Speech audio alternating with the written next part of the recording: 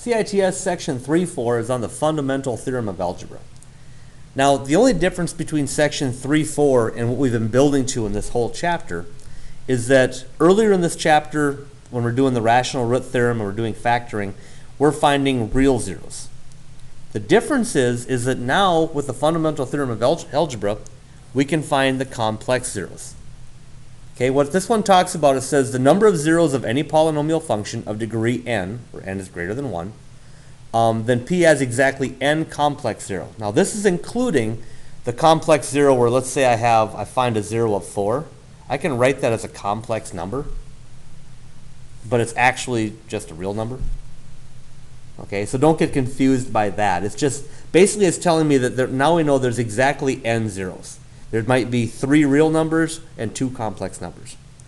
The big thing about this section that you want to remember is that things always happen in conjugate pairs. Okay? So if I have an imaginary number, a plus bi, if I tell you that is one of the zeros of the polynomial, out of that you will automatically take this, that a minus bi is also a zero of that polynomial. Okay? So they always happen in complex pairs. The same things with radicals. If I know that 1 plus the square root of 3 is a root of a quadratic, I also know that 1 minus the square root of 3 has to be a root, because these always happen in conjugate pairs. Same as if I know that 1 minus I is a root, I know that 1 plus I has to be a root. Now what does that do for me? Well, it does this. Number 14, they want us to find all the zeros.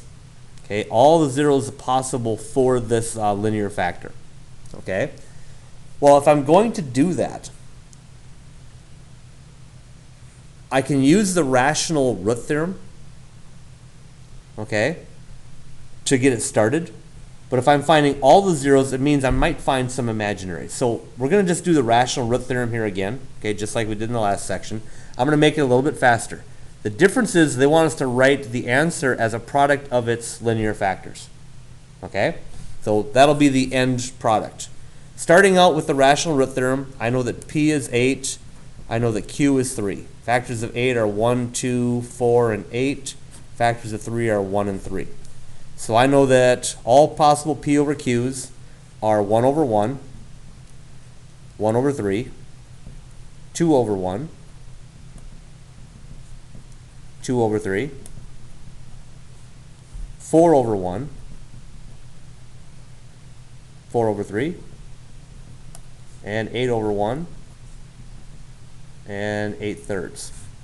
Okay, now there's 4 here, so I'm going to have to find 2 roots, 2 rational roots, and then I can find the other 2. So I'm going to start out with my synthetic, 3, negative 10, negative 15, positive 15. 20 and negative 8. Okay, and we're just going to kind of take a shot at what I can divide by. I'm going to try 1. 1's always a fun one to start with. So 3, 3, negative 7, 8. Oops, what am I doing? That's negative 7. That's 8. That's 8, 28. That's not going to work. Let's try negative 1. 3, negative 10, 15, 20, and negative 8.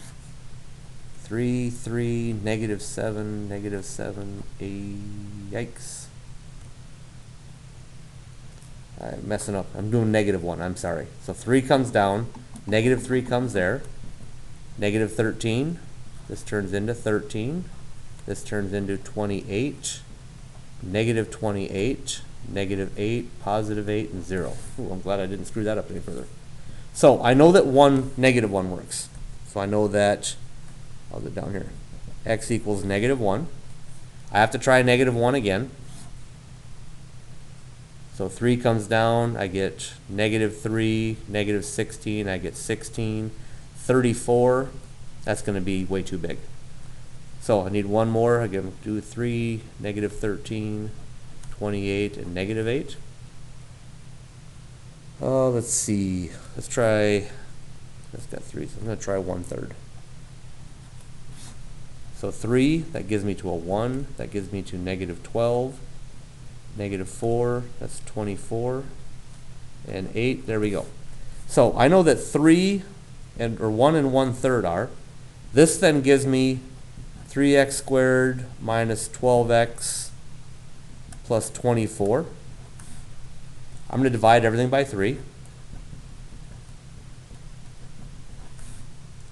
Okay, and then I can either factor it, which it doesn't look like it wants to factor, or I can do the quadratic formula. Let's do the quadratic.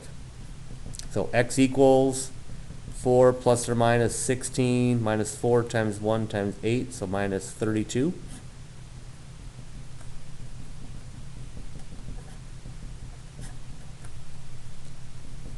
Try and make sure I don't write off the screen here.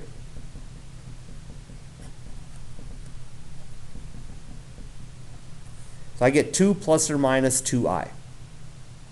Okay? So that's my other root. So I have my 4 roots here. Now what they want us to do is write this as a product of its linear factors. So therefore, this p of x is the same as x minus negative 1. So x plus 1 times x minus 1/3.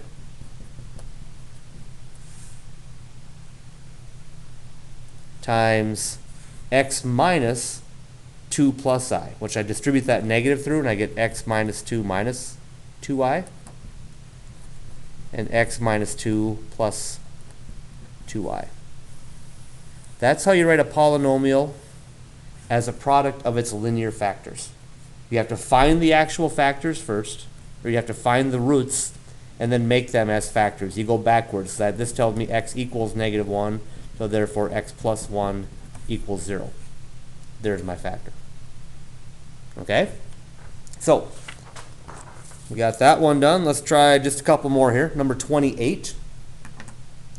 They want us to use the given 0 to find the remaining zeros. So this is to the 5th power. We know that I is one of the zeros. So if it's a 0, it means when I synthetically divide by it, it has to be a remainder of 0. So over here, I'm going to divide this whole thing by I. So 1, negative 1, negative 4, negative 4, negative 5, negative 3. Okay? Now dividing by I can be a little bit tricky.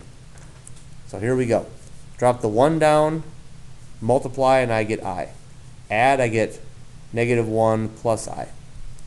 When I multiply by I get negative I plus I squared, which is negative 1. So this is actually negative 1 minus I. When I add, I get negative 5 minus I. When I multiply by I get negative 5i minus I squared, which is plus 1. So this is 1 minus 5i. When I add, I get negative 3 minus 5i. When I multiply by I get negative 3i minus 5i squared, which is negative 3i plus 5. When I add, the 5's cancel out, I get negative 3i. When I multiply, I get negative 3i squared, which is positive 3. When I add, I get 0. Okay, so you got to do a little bit extra work down here. So I just showed that I is one of the roots, okay, one of the zeros. The nice thing is, I also know that negative I has to be, because they happen in conjugate pairs. Now I always use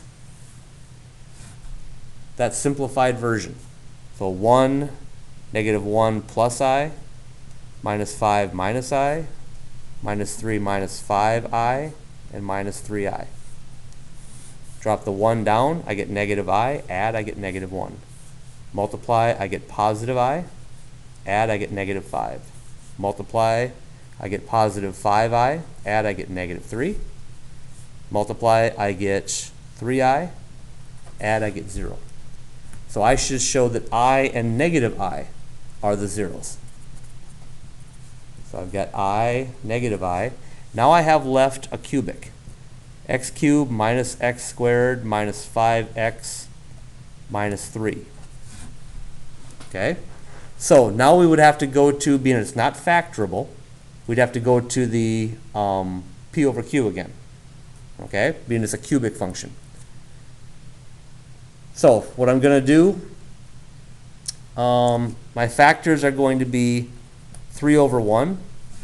Well, that's a kind of nice one because it's 1 and 3. So 1 over 1, 3 over 1, plus or minus.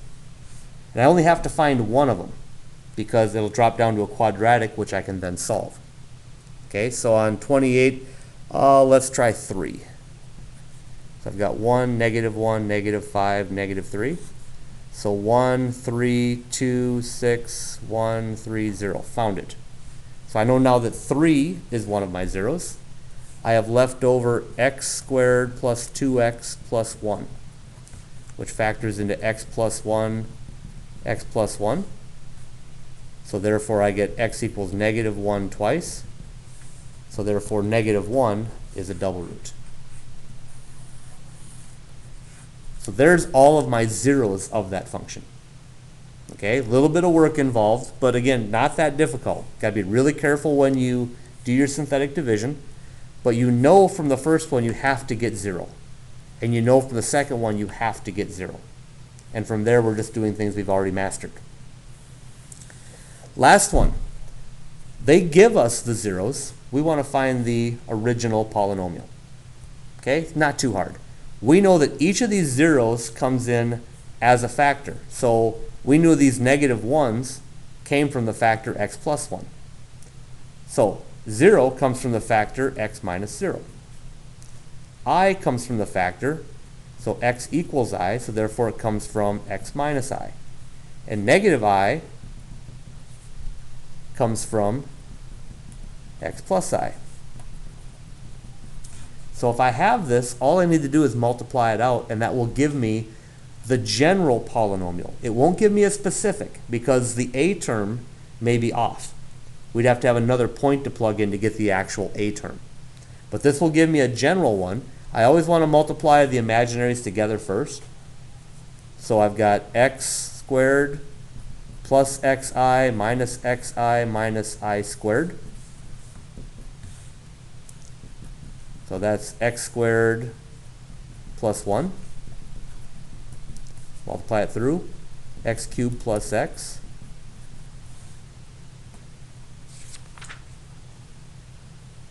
And that is my original polynomial. Okay, so this section was big on finding the actual roots using the P over Q, and again remembering that all imaginaries happen as complex pairs, conjugate pairs. Okay, so we have to find those, and then we just go backwards and find the polynomial.